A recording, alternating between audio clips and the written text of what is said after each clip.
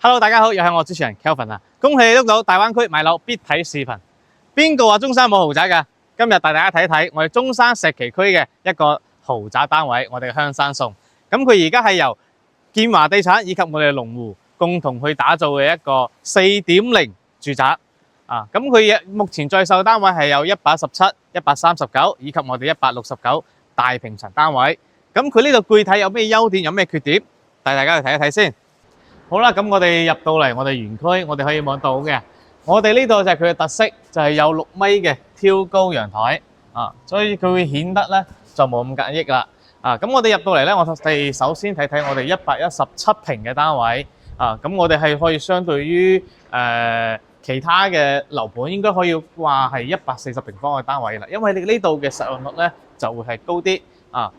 咁佢117平方咧，其實佢可以做4房，但係我哋嘅樣板房咧就做咗個3房啊，咁佢呢度咧係打咗一個房間嘅，咁其實打完之後咧佢都係成40幾個平、42平嘅單位啊，個餐客一體大廳啊，佢橫廳設計咧會顯得係好高端、好大氣，即係你有朋友過到嚟嘅話咧，其實都好舒服啊。咁頭先講嘅陽台啊，呢個陽台咧足足有成200尺嘅面積啊，咁佢呢度咧。到時挑高咧就係我哋呢個突出嚟呢個位咧就係挑高噶啦。咁平時如果大家想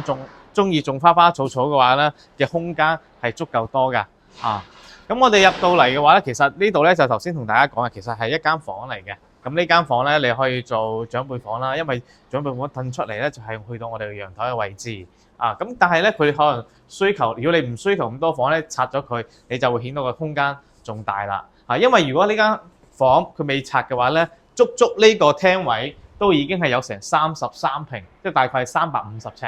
啊。咁我哋嘅廚房師奶最靚啊，最中意噶啦，即係你太太啦嚇，你太太最中意呢個位置。即係如果你佢係做個中西廚結合。如果你話平時咧，即係你平時你話煮嘢煮得少嘅，咁你可以係即係冇乜油煙嘅情況下，你闖開冇問題。咁如果你係油煙，你中廚油煙多嘅話咧，你直接拉埋個窗，拉埋個門啦，咁就 OK 㗎啦，啊，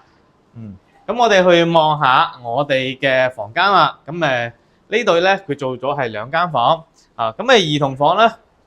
啲啲縮縮，啊，咁佢做咗榻榻米設計，即係佢係可以將入邊全部用盡晒啊。咁出到嚟咧就係我哋嘅乾濕分離衛生間，直接，咁然之後去到咧入邊就係我哋嘅26平嘅主臥套間，佢呢個好咧，好處係3面採光啊，270度嘅一個觀景啊。佢呢度咧，你睇下見到佢採光性係非常之充足嘅啊。咁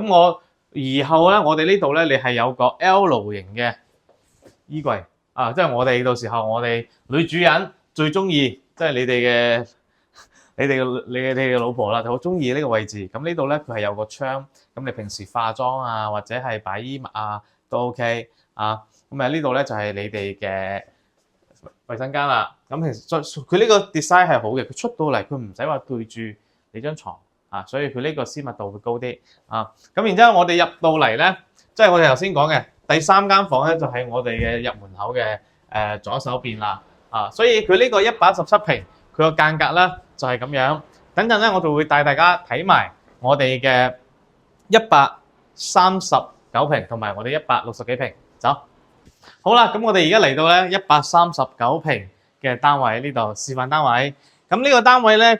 大概總數咧係270萬人民幣左右啦。啊，咁佢139平其實同我哋頭先睇嘅117平嘅面積咧係差不多，只不過係放大版嘅啫。啊，咁佢有44平方米嘅一個餐客一體大廳。啊，咁當然啦，佢見得到呢度，佢都同樣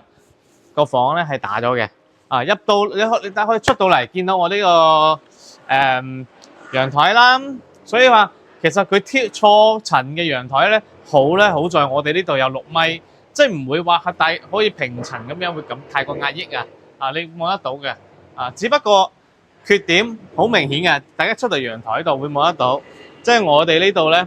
就會前後有樓啊！即係你唔會話哇大佬話我成300萬買個單位翻嚟，你前面又係望樓。我喺香港已經望樓㗎啦，我翻大陸又要望樓，係咪？睇翻我哋廚房啦，咁廚房佢交付標準咧係賭台係冇嘅，即係大家如果你話想真係中意個賭台咧，你就再另外去到時設計啦，因為我哋係唔包衣櫃㗎嘛，因為有時候你收完樓你可能會又要做翻嗰個定製櫃咁樣，我哋呢度咧就係乾濕分離嘅衛生間啦，佢呢度咧就相對於我哋頭先117嘅話咧，佢係可以做到套間嘅2個套間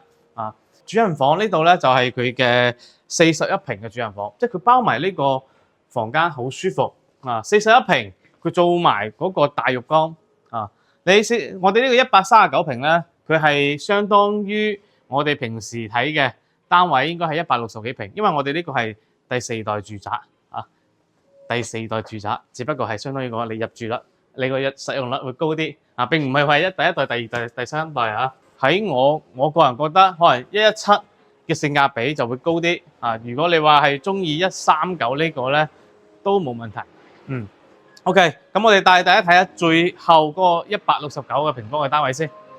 好啦，呢個咧就係最後一個單位啦，169平。咁呢個電梯出嚟咧就係呢個17平方米，大概係差唔多180尺嘅單位，就係你嘅私人用嘅地方啦。咁我哋入到嚟咧可以望得到嘅電梯獨立獨戶，咁後面咧就係我哋9座，我哋中間呢一排咧佢都係全部做我哋嘅169平嘅單位。咁我哋入嚟望一望先。咁呢度咧佢係做咗4房3套間，咁佢呢個廳似唔似別墅嘅面積62平呢個廳闊62平，享受慣啲大平層嘅。咁喺香港住慣大平層嘅，你入到嚟大陸咧，你話唔想住太細，咁呢個咧接近實用率去到係2000尺嘅單位，足夠你用咁出到嚟，咁呢度咧就係哇呢座好實淨咁你全部係重型門、重型玻璃門出到嚟嘅話，我哋呢度咧就係13米長嘅陽台咁我呢度其實佢係連埋咗2間房嘅，即係所以話你係如果你爹哋媽咪你一齊過嚟住咧，其實佢哋啲長輩房佢係連埋陽台，一出嚟其實好舒服咁我入到嚟呢度咧，出到嚟呢邊咧就係我哋連埋我呢間房仔啦。咁呢間房仔你可以做兒童房又得，或者係你做長輩房都得，冇問題嘅因為佢呢間係套瓷咁佢係包埋衛生間有埋噶啦咁我哋頭先講到嘅，我哋嘅呢個 design 咧有啲類似於我哋珠海嘅南灣首府啦咁佢南灣首府咧佢都係做到中西廚結合，係咪啱唔啱咧？即係你其實話你自己中唔中意咁我自己過嚟講咧話 OK 啦，係因為我自己做飯就比較少嘅，因為我通常都出街食咁佢呢度就會係個空間咧，你去容納5個人、6個人一齊煮飯都冇問題當然啦，你買得喺呢個大平層嘅話，我相信你都好少煮嘢㗎啦，都係請廚師過嚟㗎啦。咁我哋睇睇我哋呢邊嘅房先佢啲乾濕分離嘅衛生間OK， 然入到嚟，你頭先講咗啦，因為我哋呢度咧係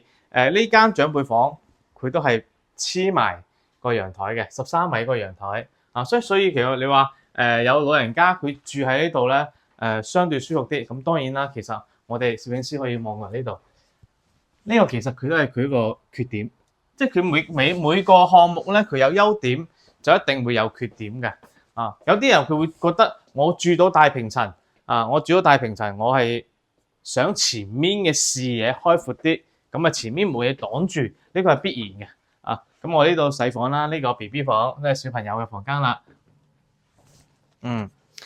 所以話好多人咧，即係每個項目每個樓盤，佢都會係有優點有缺點嘅，呢個冇辦法嘅咁我哋個主人房咁佢好佢呢個項目咧，佢每個單位全部都係一排式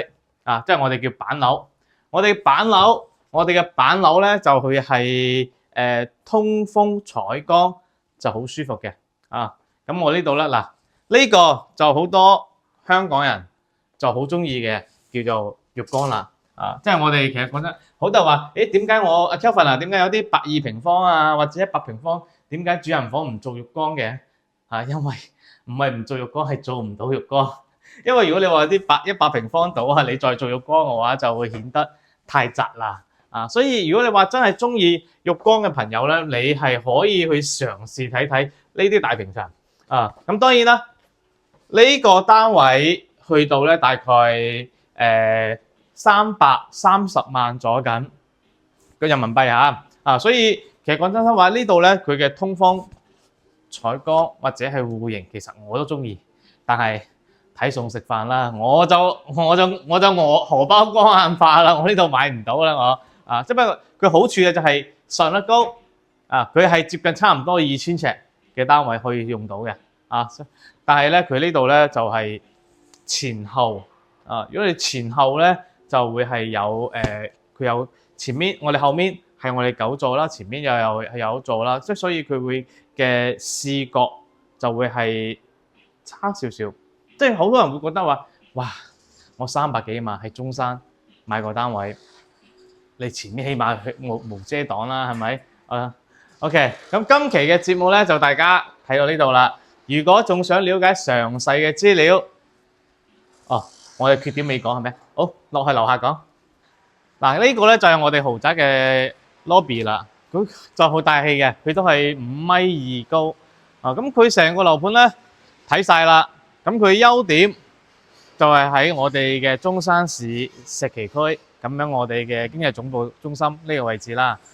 咁同埋咧亦都係我哋嘅建華啦，同埋我哋龍湖兩大發展商強聯手打造嘅項目。咁佢成個樓盤咧，又有埋會所啦，仲2000平嘅會所，咁呢啲都係佢優點嚟嘅。最大嘅優勢咧就係佢嘅使用率係超高，去到係130左右%。咁我哋呢個單位，咁缺點嘅話咧有嘅，缺點嘅話咧，第一佢8萬幾平方米，即係佢佔地面積9萬平方米，佢做咗12座嘅單位，即係佢所以佢顯得佢嘅樓間佢會小氣好多即係佢唔會做到，哇！我買個169平或者係我130平嘅一個大平層單位啦，我前面起碼我遮擋係無遮擋啦，係咪？即係所以佢呢啲咧係做咗小氣啲嘅。咁我哋頭先入去見到啲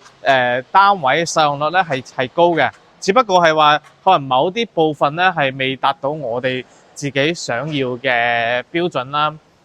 所以佢嘅配套設施，我哋樓下嘅有2000平嘅一個私人會所咁係有健身房啦，同埋恆溫泳池，呢啲都係包埋嘅。所以其實每個項目都有佢嘅優勢，有佢嘅缺點。咁呢個樓盤嘅優點同缺點咧，已經同大家講過啦。如果仲想了解詳細嘅資料，記得點個 like， 關注我啦。